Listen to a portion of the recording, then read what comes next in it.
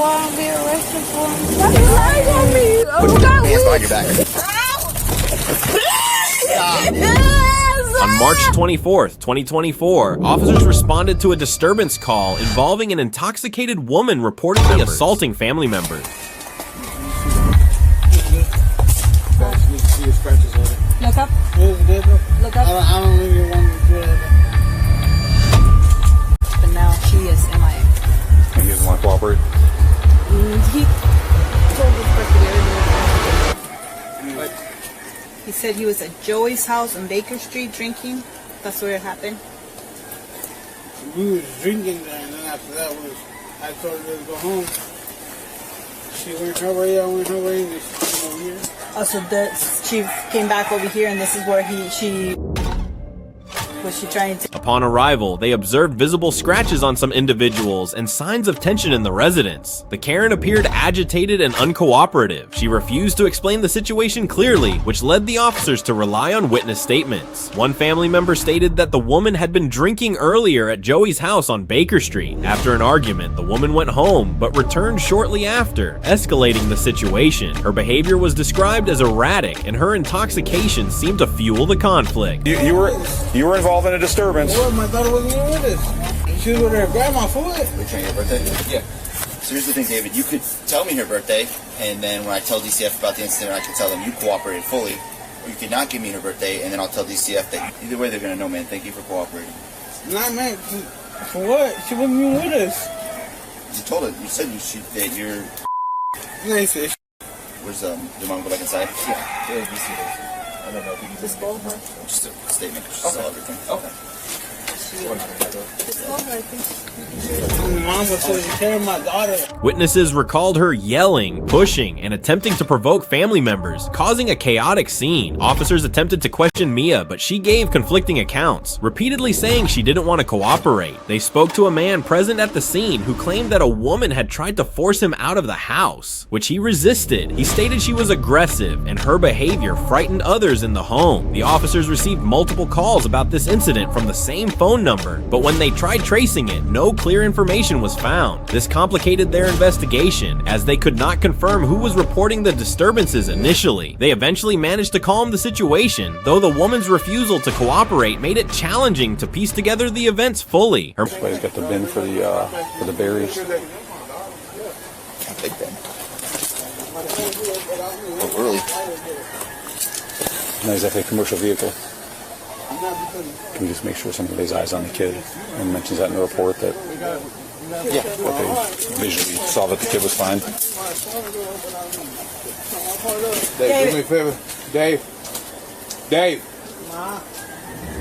Her mother stepped in to provide additional details. She explained that both the woman and the other individual involved had been drinking heavily. She expressed concern for their safety and confirmed seeing the altercation, including the woman attempt to strike someone. Officers noticed bloodstains on the woman's hands, possibly from the scuffle. Later, officers followed up with the woman at a separate location after receiving more complaints. They found her sitting in the backyard of her mother's house, appearing tired and reluctant to engage. Despite multiple requests, she refused to stand or move out of the yard. When officers asked her what she was doing there, she simply said she was resting and refused to acknowledge the earlier events. What's going on? Nothing's going on? Okay, well, I need to talk to you. Yeah, she's locking the door. You good? Just tired? Well, why don't you come this way so we get out of these people's backyard? Why don't you come over here and talk? Huh? This isn't your mom's yard. That's your mom's yard. That's your mom's trailer, is it not? That green one? Okay, well, we're going to go this way and talk. Come on. Here. I'll help you up. Come on. Stand up. Stand up. The officers urged her to come forward to talk, but the woman grew defensive, insisting she was just tired and had done nothing wrong. Her mother eventually stepped out, identifying herself and explaining that the woman had been acting erratically all evening. She added that the woman had a history of such behavior when intoxicated, which often led to problems in the family. The woman's behavior during this time remained unpredictable. She accused the officers of lying about her actions and claimed she had done nothing to warrant their intervention. After several minutes of back and forth, she reluctantly agreed to leave the yard, though she continued denying any wrongdoing. I'm just talking to you right now. You understand these rights? Why am I being arrested for it? We're talking to you right now. For why I'm being arrested for? I'm just tired. At this time, you're not arrested. You're being detained with questions, okay? So you understand your rights. You understand your rights? Yes, I'm just tired. With these rights in mind, do you want to talk to us?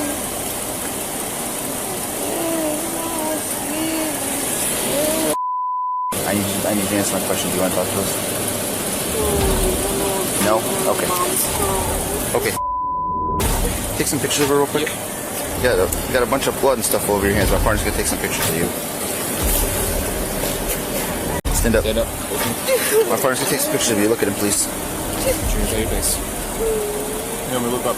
She stated that the woman's actions had left everyone shaken, particularly the children who had witnessed the altercation. When officers finally detained Mia, they informed her of her rights and explained that she was being questioned about the earlier disturbance. The woman grew increasingly combative, repeatedly asking why she was being arrested. You want her back? No, she was sitting. So I guess Sitting there. she was behind her. So you couldn't see her. So when I walked back there, so the entrance to the door. I just walked back to the door and I looked over and she was sitting right there. And Maria thought I was going to Yeah. Hey, Maria, can you search her? Because she smells like weed. Yeah, I guess. As you guys pass. I've been walking her since the day. I didn't smoke something. Officers clarified that she was being detained, not arrested, but her behavior escalated, making it harder to proceed calmly. They noticed bloodstains on her hands and clothes, which she refused to explain. Despite her protests, officers documented this evidence with photos and added it to their report. The woman claimed the blood wasn't hers and accused others of lying about her involvement. She also grew defensive when officers suggested searching her, denying any wrongdoing but admitting she had been drinking earlier. During the search, the woman's erratic behavior continued. She accused officers of planting evidence and lying about the situation. Yeah, because I'm not like this. Oh, There you go. me. Why are you doing this? Settle the drama down a little bit. No, that shit on me. So why you lying on me? I don't got weed. What weed I got? Hey.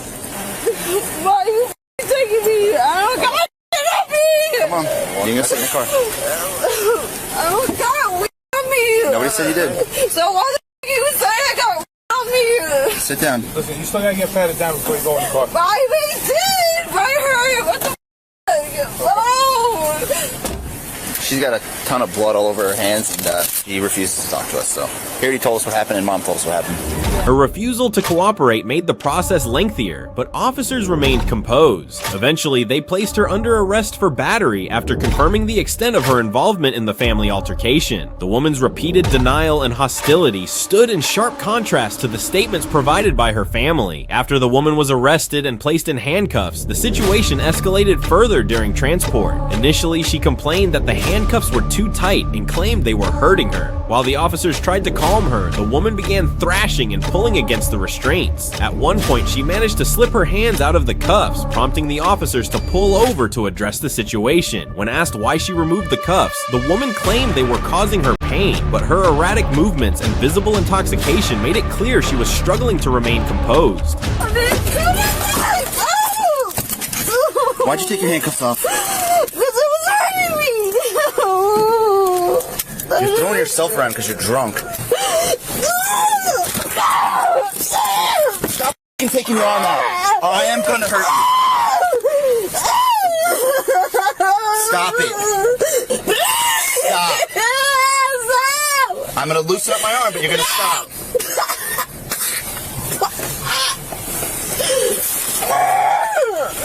She slipped her cuffs.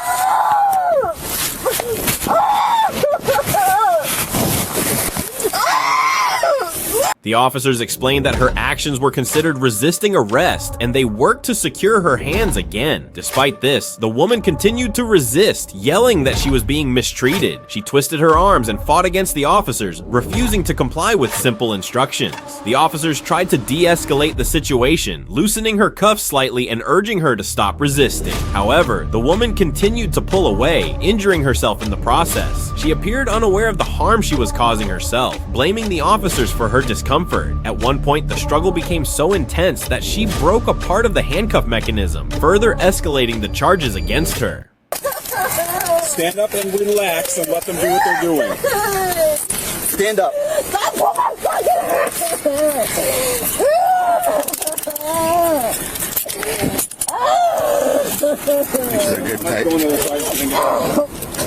You're doing it to yourself.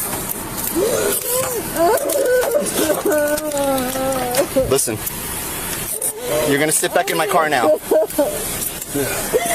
Listen, you're going to sit down. You're going to sit down. Once they managed to restrain her again, the woman was placed back into the patrol car. Still, her resistance did not end there. She refused to sit properly and began banging her head against the car door.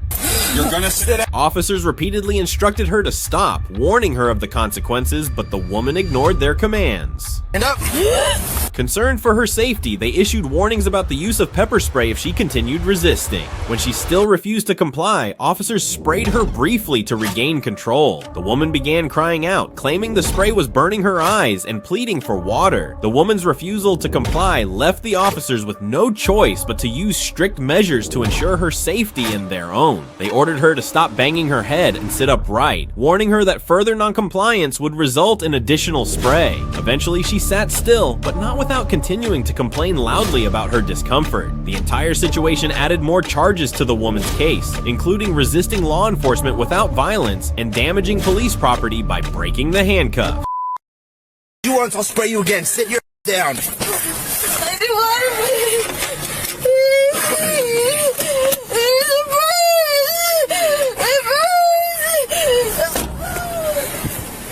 Okay. Her actions not only complicated her situation, but also put her own well-being at risk. But now, if you think that's crazy, then I think you haven't met this guy at your right-hand side.